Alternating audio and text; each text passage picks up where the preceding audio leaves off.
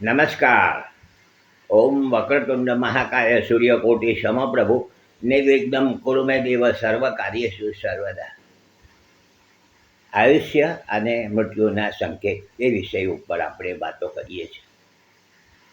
અગાઉના એપિસોડમાં આપણે આ બાબતે વાત કરી ચૂક્યા છીએ.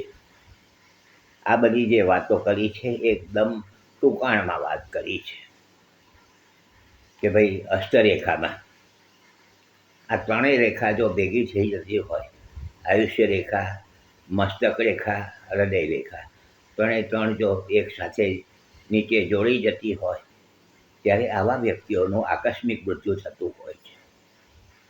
દરેક રેખા ઉપર જે અશુભ ચિહ્ન પડે છે, ચાહે તો મસ્તક રેખા પર હોય કે હૃદય રેખા કે આયુષ્ય રેખા, તે સમયમાં કંઈક આરોગ્ય બાબતના પ્રશ્ન ઉપસ્થિત થવાની સંભાવના કહી શકાય.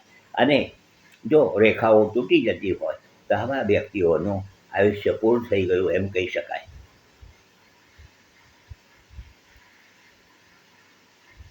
તો આ આપણે આયુષ્યની વાત કરી છે. ઘણી વખત એવા સંકેતો મળતા હોય છે એમને એમ કુદરતી.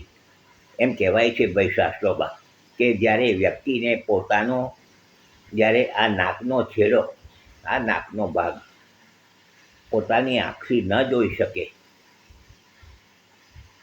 તો આવા વ્યક્તિઓનું આયુષ્ય પૂરું થવા આવ્યું છે, સમાપ્ત થવાની તૈયારી છે.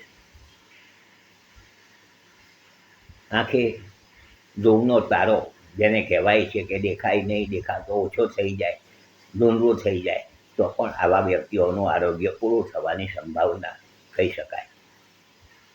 વ્યક્તિની પોતાની વાતો કરું છું તો સાથે આપણા ઘરમાં જે ભગવાન પાસે દીવો ચાલે છે એ દીવો રાજ થાય એટલે કે ઓલવાઈ જાય અને એની જે સુગંધ થોડીક આવે અને એને ખ્યાલ ના આવે સામે જે વ્યક્તિ છે, અને સમજી જવાનું છે કે હવે સમય પૂરો થયો છે.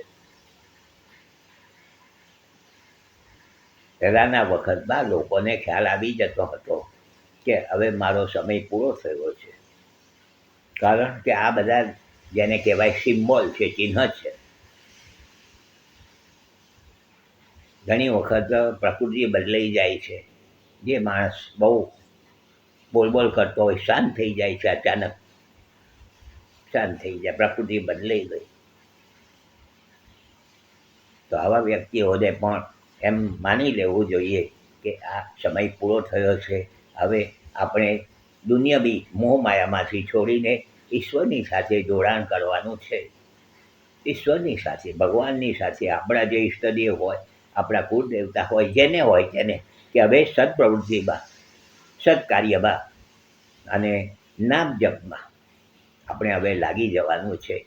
કારણ કે આપણે જ્યારથી જાગ્યા ત્યારથી આપણે શરૂઆત કરીએ તો આવા સમયે જ્યારે ચિહ્ન માલુમ પડે ત્યારે આપણે એની સાથે જોડાવાની કોશિશ કરીએ તો ઉપરવાળો બહુ કૃપાળુ છે, દયાળુ છે.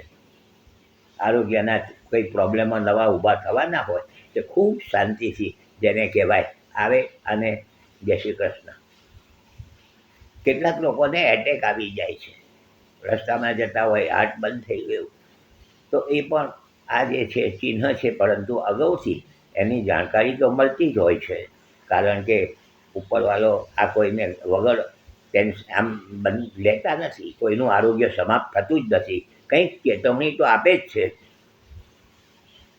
અને આ શ્વાસોશ્વાસ આપણે કોઈ માણસ જાય એટલે આપણે એમને જોઈએ ભાઈ શ્વાસ ચાલે છે કે આ તો છે, હજી છે. તો આ શ્વાસના ઉપર આખો આધાર છે ને આપણે એને નિરીક્ષણ કરતા રહીએ અને એમાં જો પરિવર્તન થઈ જાય, શ્વાસો ચાલે છે એમાં આજે ઈડા નાડી ને પિંગલા નાડી ને સુષુમ્ના નાડી, એમાં એક સરખી કોઈ નાડી ચાલે ઘણા સમય સુધી, તો આવા વ્યક્તિઓને પણ આરોગ્ય સમય પૂરો થયો છે એમ જાણી લેવાની જરૂર છે અને ઈશ્વર સાથે અનુસંધાન કરવાની જરૂર છે. તો આ બધા જેને કહેવાય કે સિમ્બોલ છે, સિમ્ટસ છે, આમે જણાવ્યું છે. બધાએ કંઈ બંધબેસતું ને આવું કંઈ બને એવું બનતું હોતું નથી. દરેકની જન્મના ગ્રહો અલગ અલગ હોય છે, દરેકને અલગ અલગ દવા લાગુ પડતી હોય છે. કોઈને કયાથી સારું થઈ જાય, કોને પરંતુ સૌથી શ્રેષ્ઠ જેને કહેવાય આ કે ભાઈ ઈશ્વરના નામથી કોઈ મોટું નથી. ભગવાનનું નામ સ્મરણ કરવું, એની સાથે જોડાવવું અને આપણે થોડાક આનંદમાં ઉત્સાહમાં રહેવું. આવવાનું છે, જવાનું છે, પાકું છે, પરંતુ નિરાશ થવાની કોઈ જરૂર નથી. એના જે કંઈક સમસ્યા હોય એનું સમાધાન પણ છે જ, તો એમાં ડરવાની કોઈ જરૂર નથી. હવે પાછા આપણે મળીશું નવા વિષયો, નવા વિચાર સાથે. ત્યાં સુધી જોડાયેલા રહેજો. તમે જુઓ છો, બીજાને જોવાની ભલામણ કરજો. જૂના પણ સારા બહુ એપિસોડ છે, તમે જોઈ શકો છો. ફરીથી મળીશું. હસમુખલાલ ઝવેરીના સૌને નમસ્કાર. જય શ્રી કૃષ્ણ. ઓમ નમઃ શિવાય.